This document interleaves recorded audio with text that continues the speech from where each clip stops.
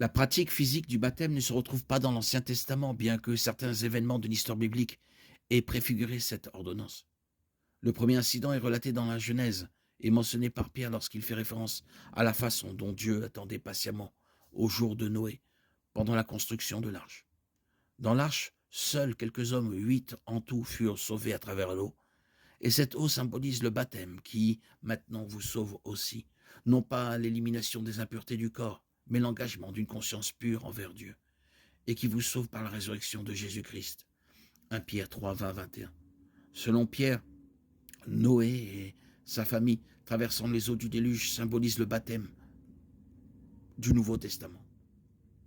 Pierre précise immédiatement qu'il parle spirituellement. Il ne s'agit pas d'éliminer les impuretés du corps, dit-il. 1 Pierre 3, 21. Il ne s'agit pas du lavage de la chair, mais de la purification du cœur. Ce n'est pas notre corps qui est lavé, mais notre conscience qui est lavée.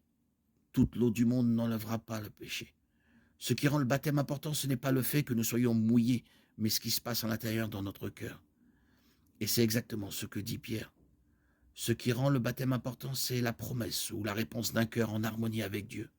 Le baptême est significatif lorsqu'il est administré en lien avec une véritable repentance et une vraie foi au Seigneur Jésus.